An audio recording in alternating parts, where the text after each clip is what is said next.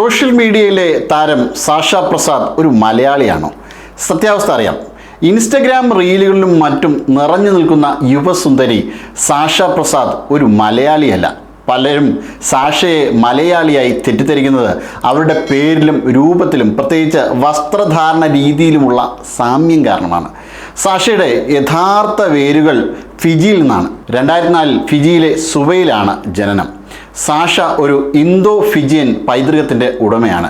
Indian വംശജയായ ഇവർ Fijian Indian എന്നതിൽ അഭിമാനിക്കുന്നു. നിലവിൽ സാഷയ്ക്ക് 21 വയസ്സ് പ്രായമുണ്ട്. മോഡലും കണ്ടന്റ് ക്രിയേറ്ററുമാണ് സാഷ.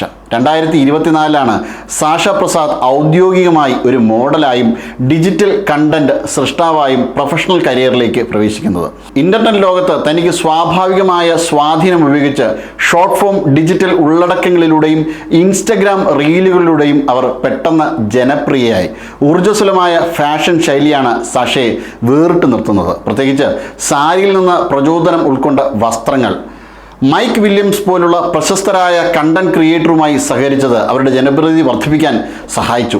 മോഡലിംഗ് പരിപാടികൾ, ബ്രാൻഡ് പ്രൊമോഷനുകൾ, കണ്ടന്റ് ക്രിയേഷൻ പങ്കാളിത്തങ്ങൾ എന്നിവയിലൂടെ സാഷ പ്രസാദിൻ്റെ 2025 മൂല്യം ഏകദേശം $1,00,000 കഴിഞ്ഞിരിക്കുകയാണ്.